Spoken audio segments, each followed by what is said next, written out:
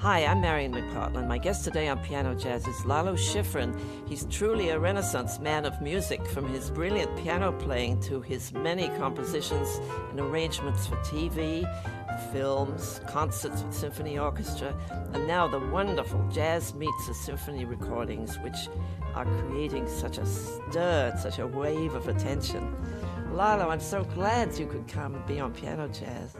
I really wasn't aware that you had done all those movies and TV things. I mean, it's a lifetime of work. You must have been doing that for years. Yes, I did quite a lot. When I left New York, that was about 30-something years ago, I moved to California, and I went to only do 2 movies, and I finally stayed there. Well, of course, the thing that is, I guess, follows you everywhere is Mission Impossible. Yes. And that's such a... It keeps coming back. I'll bet it does. But you know, I'll have to back up a little bit, because I guess not everybody knows that you're from Argentina, and I'm sure you had a musical background in your family when you... I mean, it's interesting how you got into jazz. There wasn't that much years ago, was there? No, my father was a concertmaster. His name was Lalo Schifrin. He was a concertmaster of the Buenos Aires Philharmonic. And his brother, Roberto Schifrin, was the first cello. So it was a family of musicians. And from my mother's side also, they're all classical musicians. And when I discovered in high school the first jazz records that drew my attention, Louis Armstrong, Fats Waller, Biggs Biederbecke, that was a kind of conversion, and I became obsessed with this kind of music. And my father said, "This is no music. If you cannot write it or read it, it's no music." But I knew that it was music, and I kept at it. And then there was a new conversion when I heard for the first time Charlie Parker. I remember the record that it was Billy's Bounce. Oh, yeah. That completely... I was already into jazz, and Duke Ellington became one of my idols. I remember that Black, Brown, and Beige. Yes. See, that's the beginning of the influence on Jazz Meets the Symphony in a way.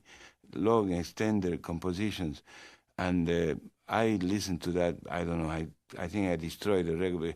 Those days there were 78s, you know, and yeah. I destroyed the record, and it was not easy to get records in Argentina or jazz. You know, before we go any further, I'd love to hear you play something. Okay. Could we come back up to present day? One of the many movie things that you wrote, you were telling me. Yes, there's a movie that I did with Paul Newman called Cool Hand Luke, and the theme, which is called Down Here on the Ground. It became a kind of cult jazz theme, because Wes Montgomery did an album called Down Here on the Ground, where he plays that.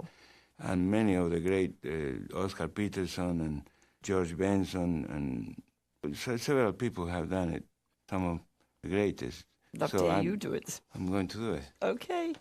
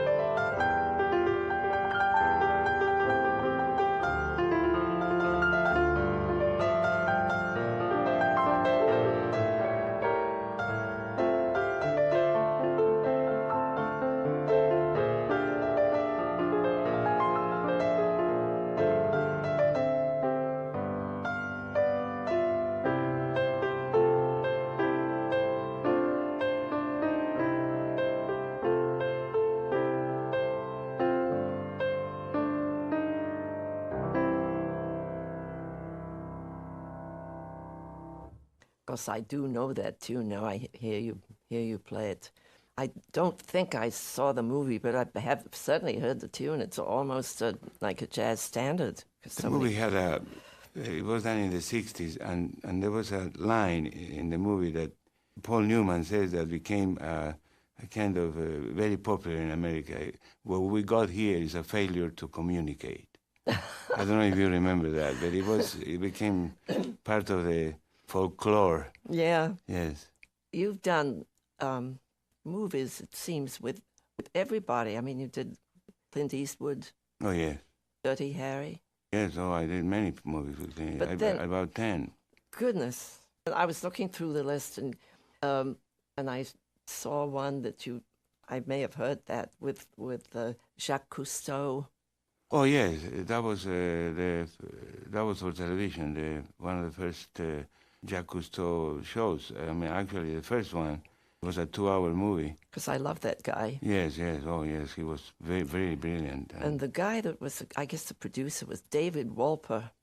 Yes, I did a lot of shows for him. He's done some great things I'm really interested in. The Making of the President in 1964. Yeah. The Rise and Fall of the Third Reich. Just things. Yeah.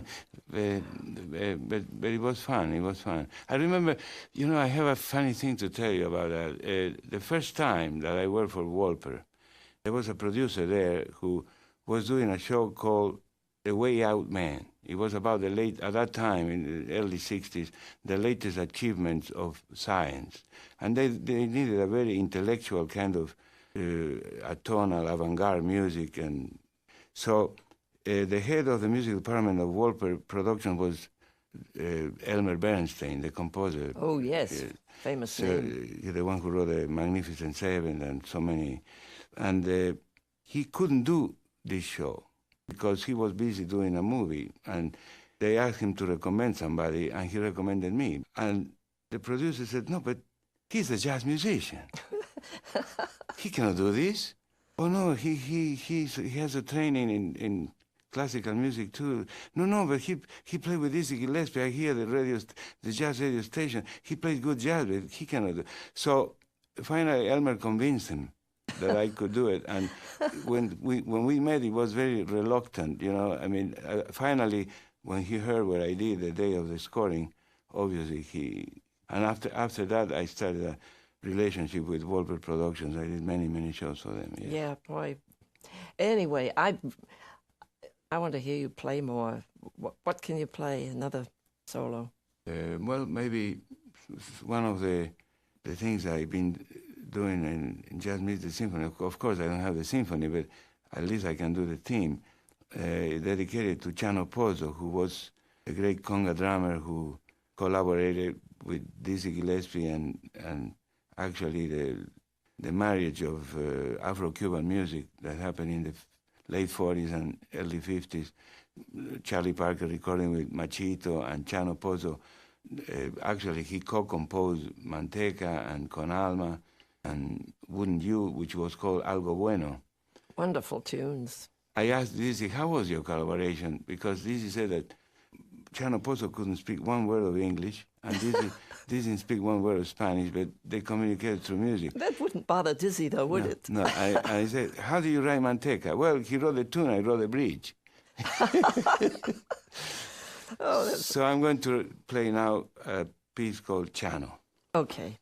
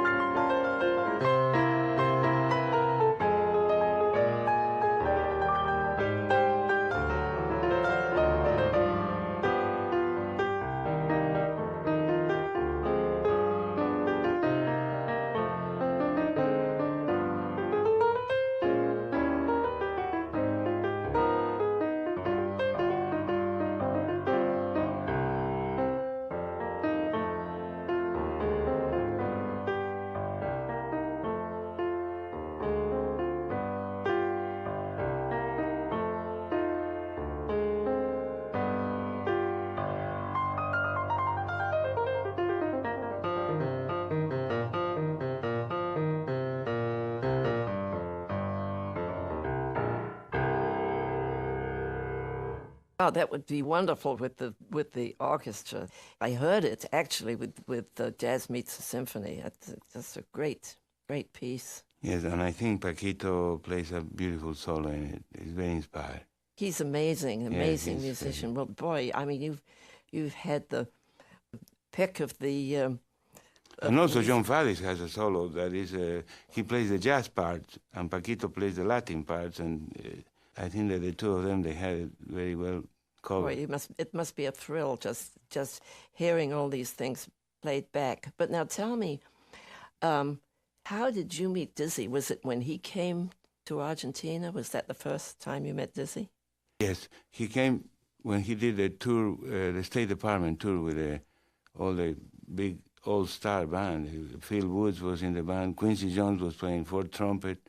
I mean, Frank Rehak, he had Benny Golson was in the band, Melba Liston. My goodness. He went all over the world. He went to Pakistan, as a matter of fact, he did an album called Dizzy in Greece, which is the repertoire he played in that tour.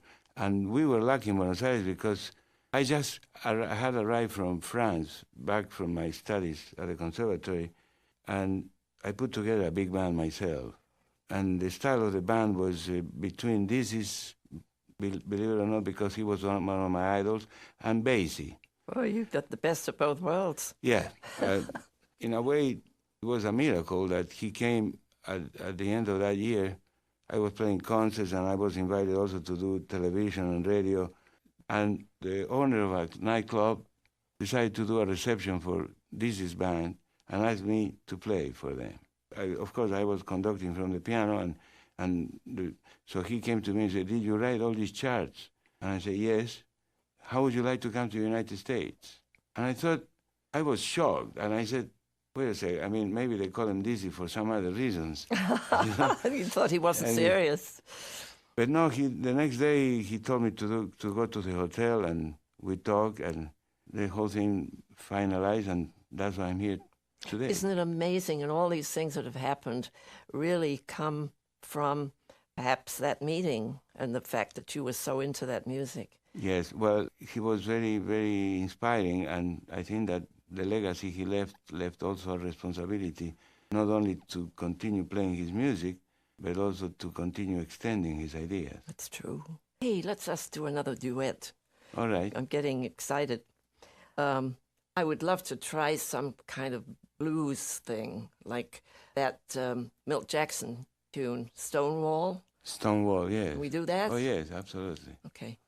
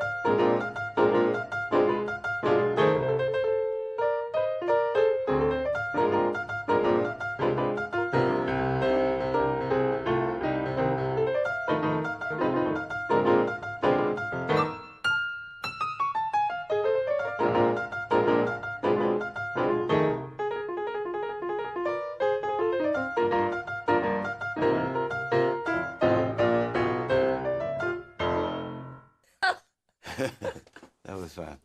And we both ended together. Amazing. This is fun. You know, it's such a kick to not only meet somebody pretty much for the first time and then get to play together. Isn't it the wonders of music, isn't it? Yes, this is what... You know, 100 years ago, there was a gentleman in Poland, around 100, that decided to create a universal language. It was called Esperanto. Yes. And he wanted to see if people could communicate better. And the whole thing failed. And they created academies of Esperanto. I remember when I was a child, I was saying, here that we teach Esperanto, and it failed. Why? Because there was already a universal language, which was music. And that's really the only one. The only one, yeah. The only one, because like you were talking about Dizzy and Chano Pozo, I mean, absolutely, they were able to make it even though they didn't speak any language that either one of them could understand, but the music. That's what made it. Yeah, it's incredible. Well, in case you just tuned into this program, my guest is Lalo Schifrin. I'm Marian McPartland, and this is Piano Jazz.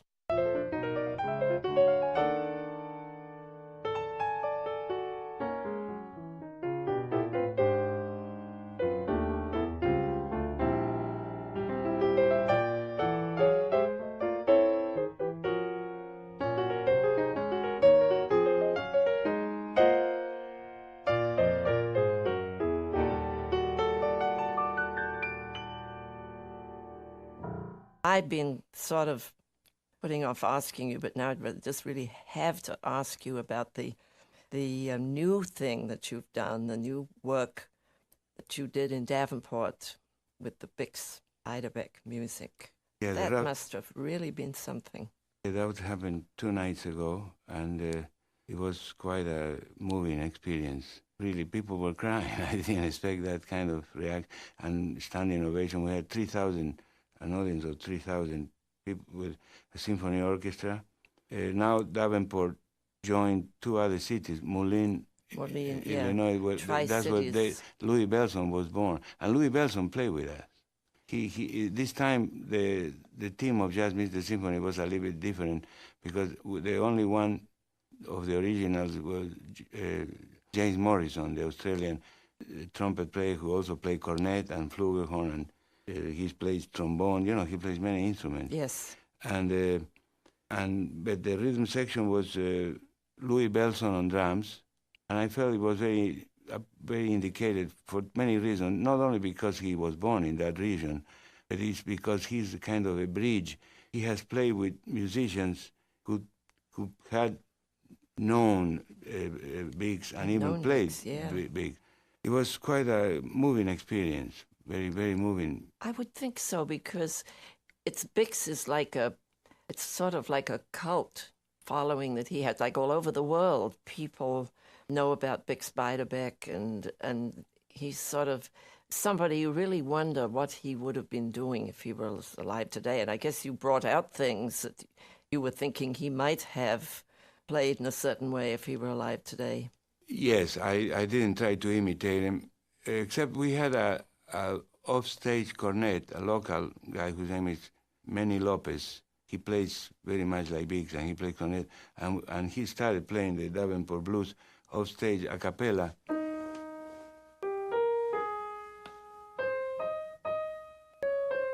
And from there the orchestra takes over. You know, it was a very, very moving because nobody could see him, and he was really off-stage, you know, from the distance. And then we started, the piece is a 25-minute piece, and I developed the harmonies. And as you know, Bix, toward the end of his short life, unfortunately, he started to discover more and more the 20th century composers, especially the French Impressionists, Debussy, Ravel, and he also liked Bartók and Stravinsky.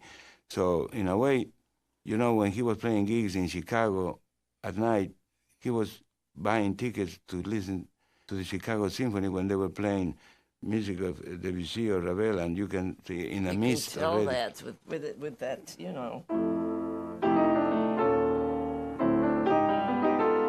Yes.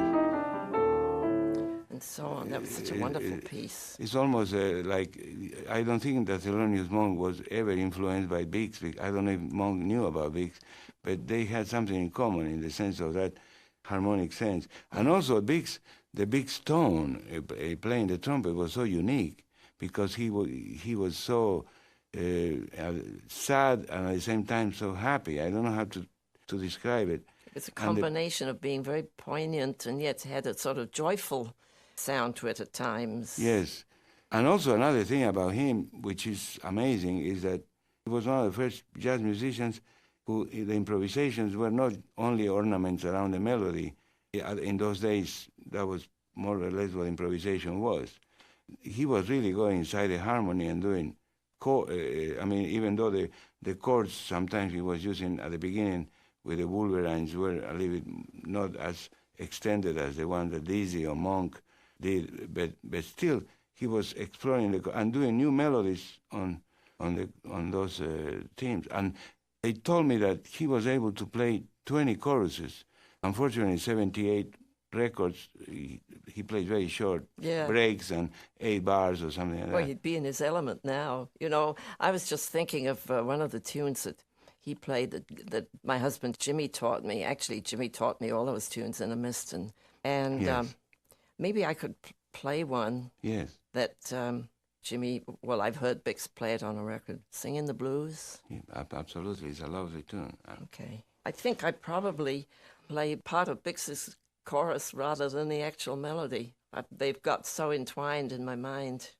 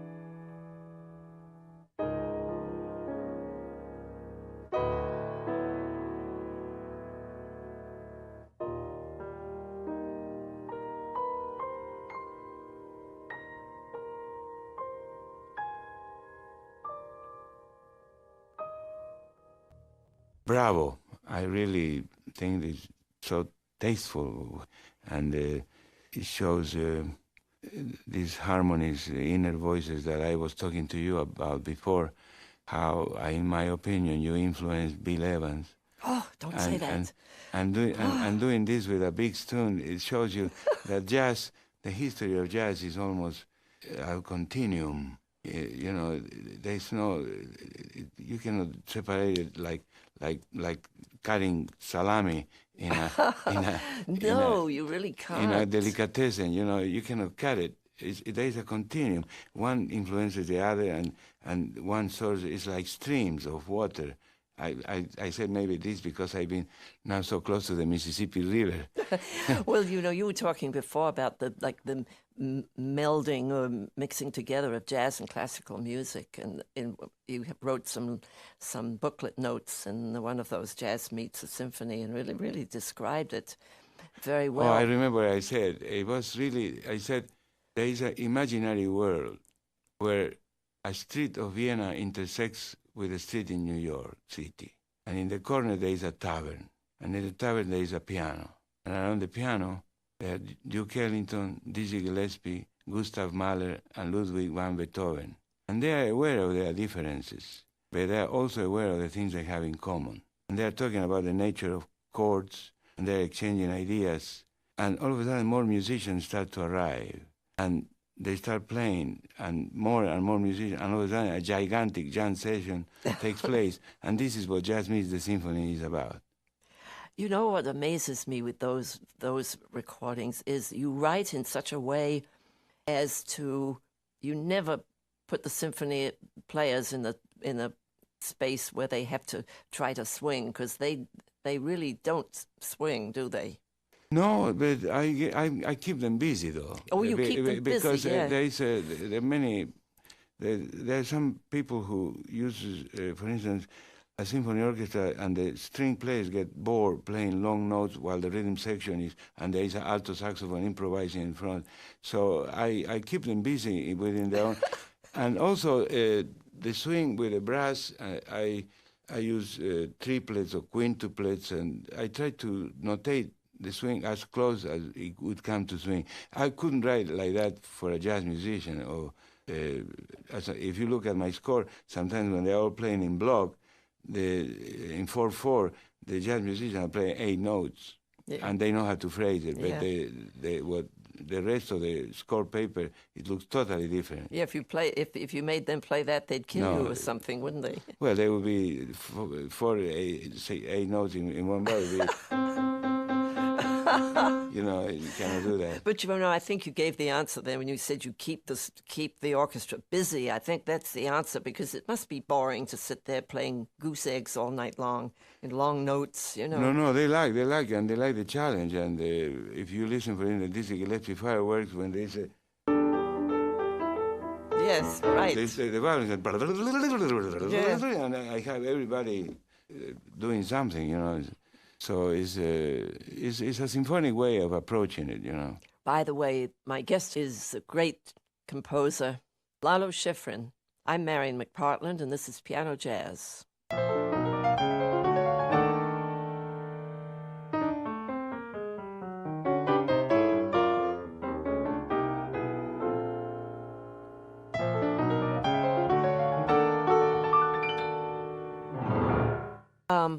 I guess I'll never find all the answers, but your way of mixing up, like the quotes from Stravinsky, or the Firebird. I mean, how did you get the idea for doing that?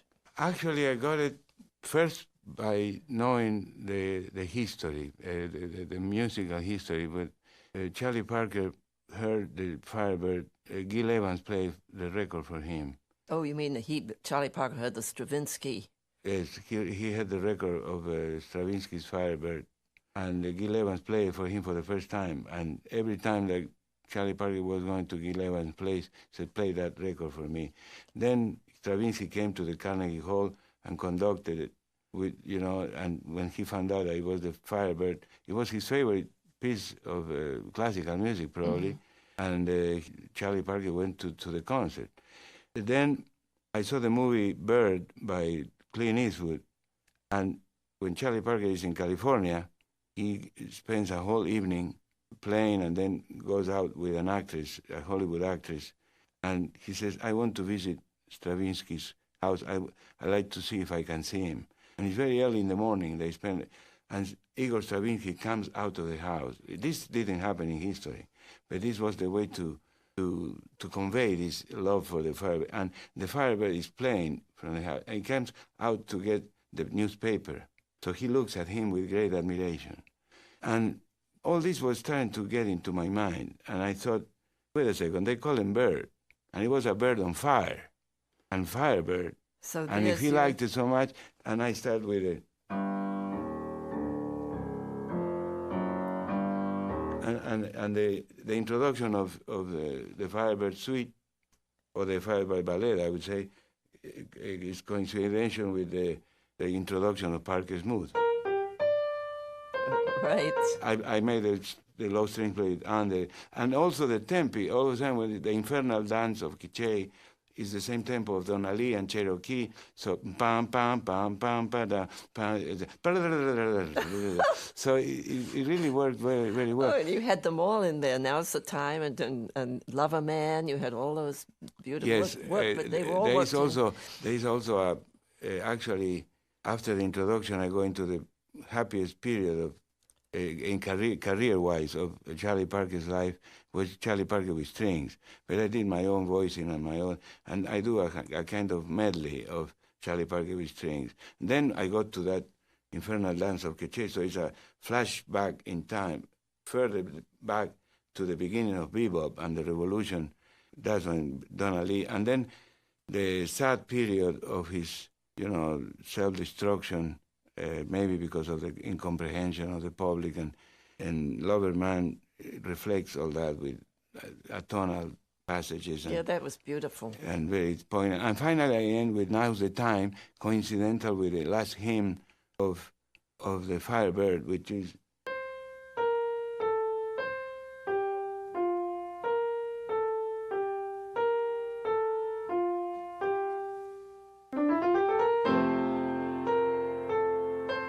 and I made it work with the blues changes. Yes. So that, and it's like affirmation. It's like Parker leaves. But then it got very dramatic. It's wonderful. It's wonderful. Gee. Thank you. I want to hear you play some more, though. Are you going to play one of those tunes or something else? Maybe I play. Maybe this is time for a ballad. Well, it's always time for a ballad with me. Yes. Okay, I'll do the Nearness of You. Okay.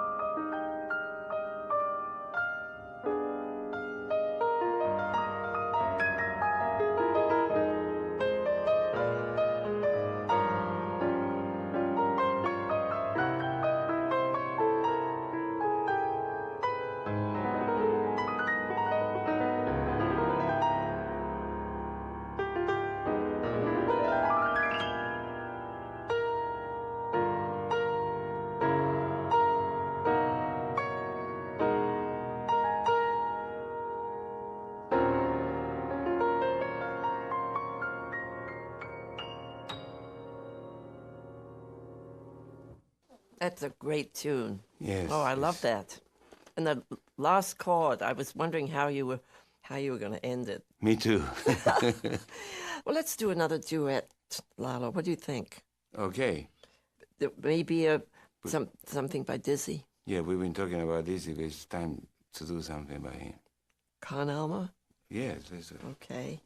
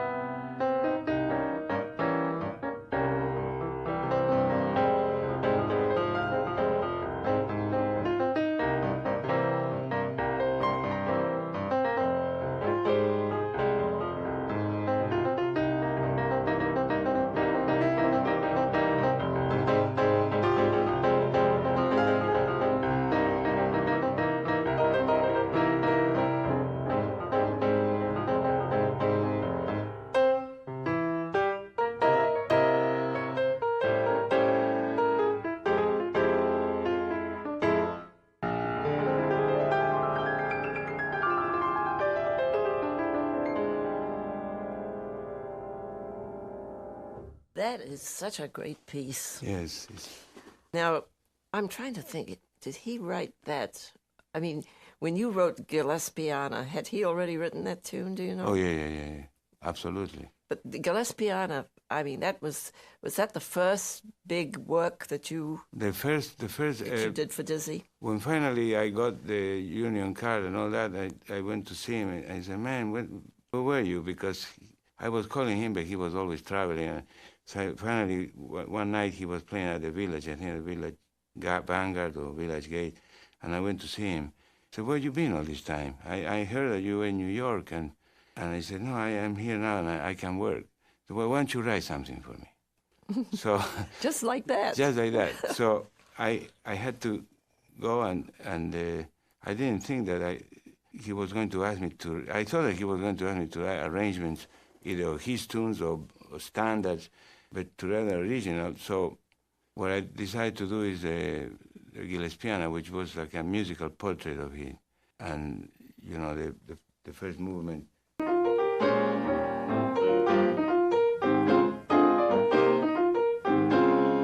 Is a prelude, and it's jazz, and it's because he was one of the greatest jazz musicians. Then the second movement is called blues. He was born in South Carolina, and he was born around the blues. So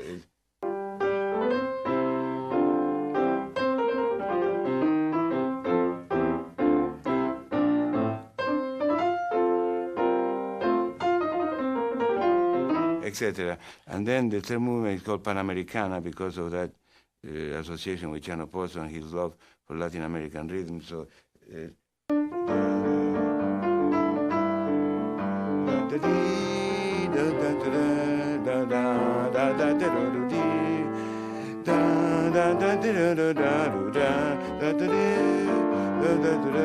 know, and then the Africana, which is his heritage, you know.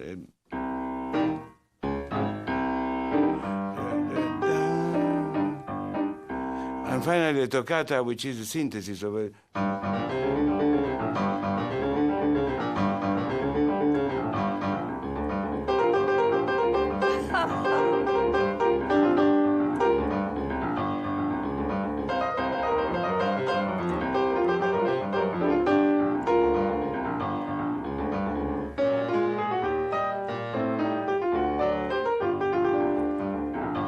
And then it has a bridge. You know, it's no, that thing is marvelous. I listened to it this morning, and I was. Yes, it's funny. I mean, it's like you could have written that yesterday, but you were only about 20-something at the time when you wrote that, weren't you? Yeah, we celebrated the 35th anniversary of the world premiere at the Carnegie Hall last year with John Faddis, and this year the 35th anniversary of the West Coast premiere a few weeks ago at the Monterey Jazz Festival with the same band. But it's such wonderful music. I mean, it's sort of ageless. No, it's not dated. It's not dated. I guess that's what I was trying to say. It doesn't feel like it was written. Well, let's finish up with, what should we do? One more Dizzy Gillespie tune? Well, you know, Dizzy is still with us. Dizzy is still with us. Oh, absolutely. So, yeah, I think it would be a good idea, wouldn't you? Okay.